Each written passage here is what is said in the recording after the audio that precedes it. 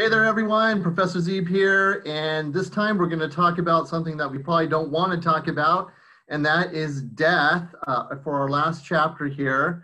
So it turns out that there's a lot of difference of opinion in terms of what death actually is, in terms of what are the criteria we use to determine if someone is dead or not. So it does lead to some controversy, and then it also opens up the discussion, what do you do with a relative in these certain states? Do we actually allow them to continue living, or do we take away support services and things like that, which obviously is a very tough decision for families to make.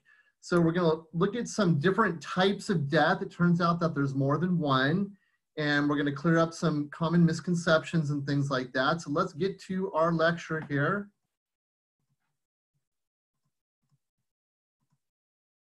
Okay, so we're going to start off with the role of death in life. It turns out that, the way that death is sort of portrayed in our society, especially in the media, is very different than the actual reality of what we would commonly expect with it. All right, so we're going to start off with what is death? Well, it's not accurately portrayed in the movies. You watch these movies where one of the characters is passing away and they're slowly drifting off, closing their eyes, imparting words of wisdom. You often see those in movies a lot. I guess that could happen, but in most cases, it's very, very different. So let's talk about more of the average sort of experience of death.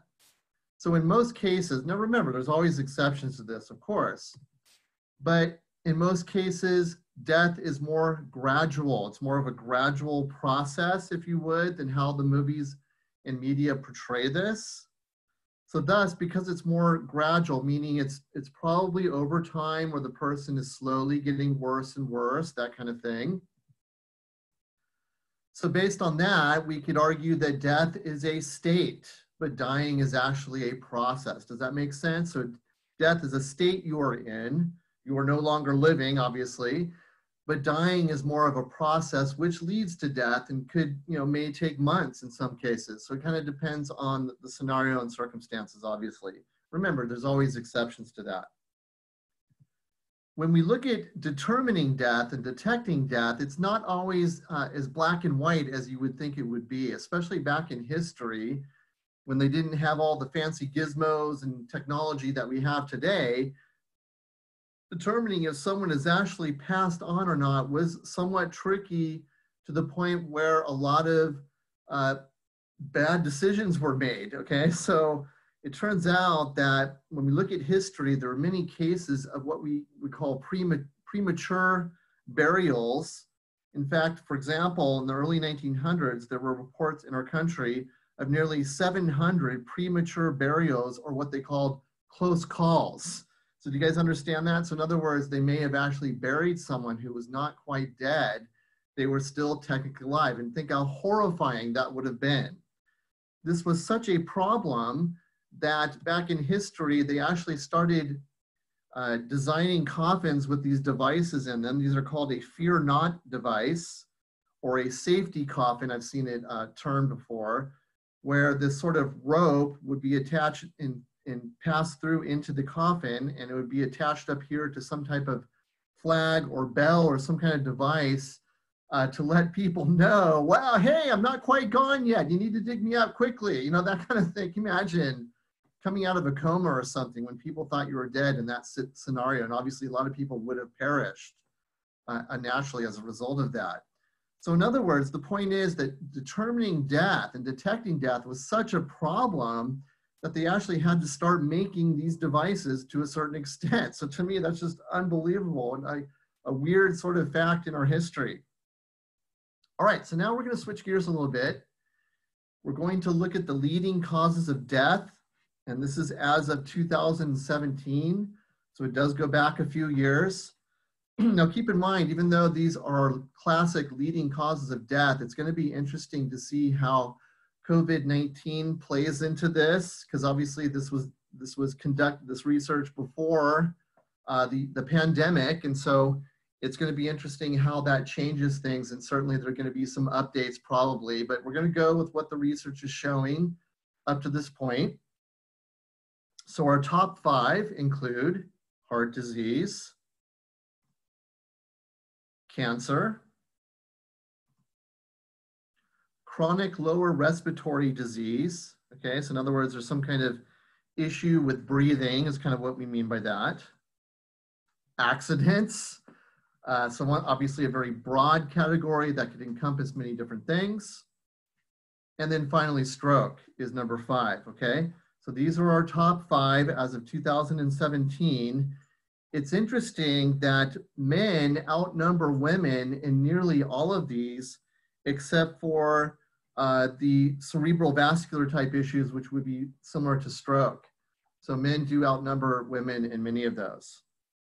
All right, so now we're going to go to the different types of death. Believe it or not, there are more than one, and they all have their own unique criteria, which I want you to know, but also understand that some of them have problems and some of them are controversial. So we'll go to our first one, which is simply known as clinical death, okay?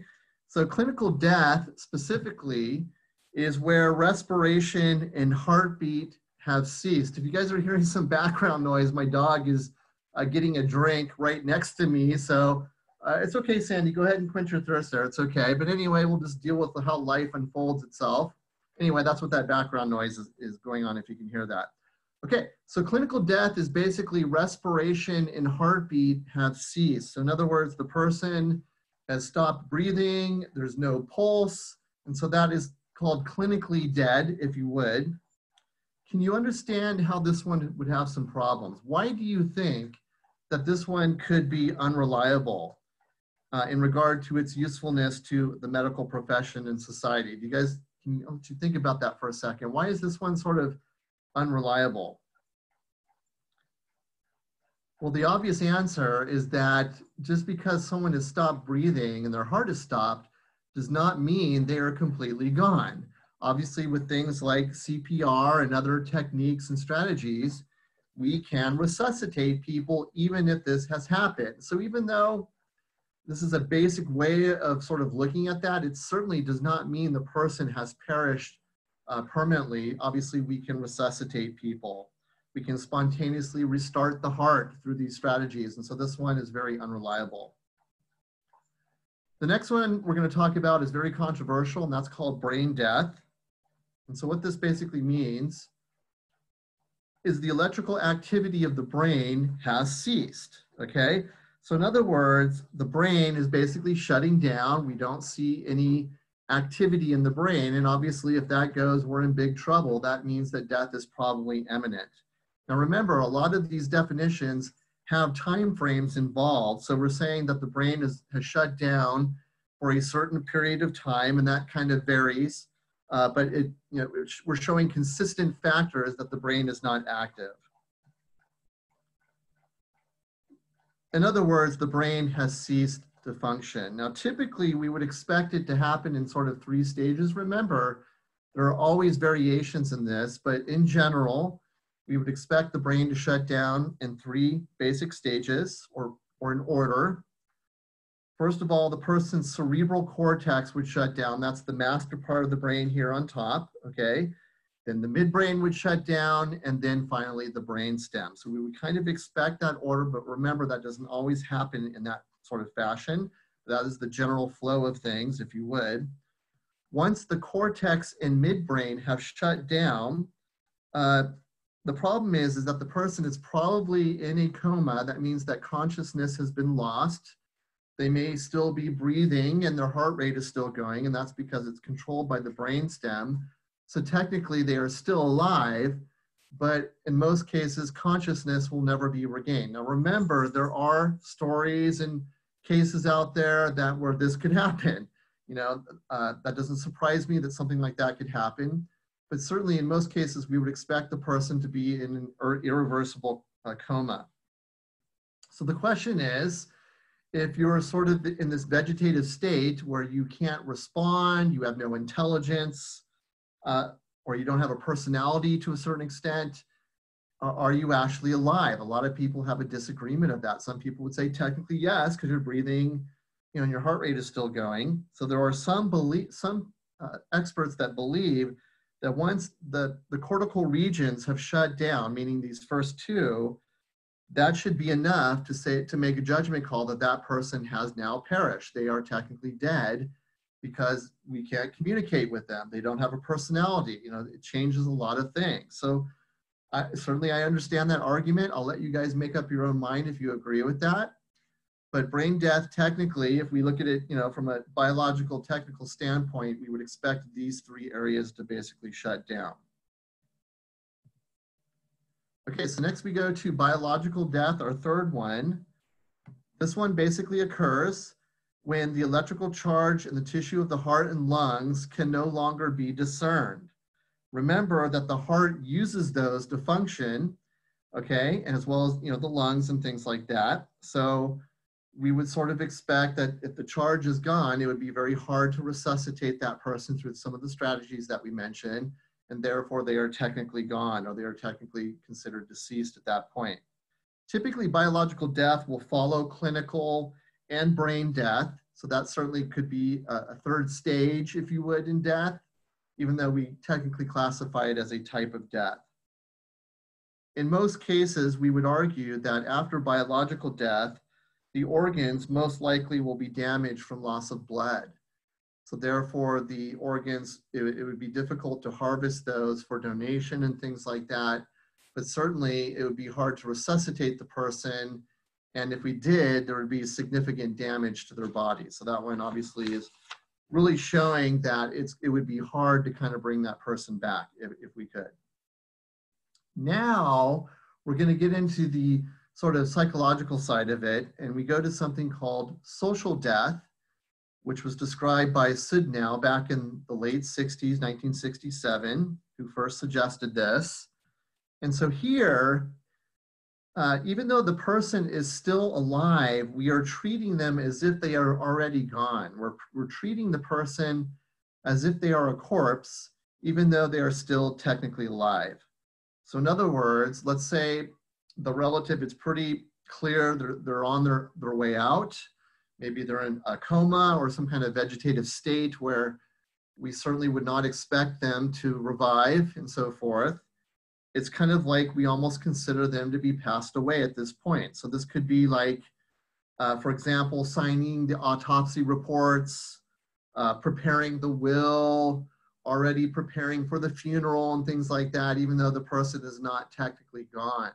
So Sudnow believed that that's a important part of this, because as humans, we sort of prepare ourselves, considering someone to be dead before they are. Now, some people may think this is kind of cruel because they're not quite gone yet.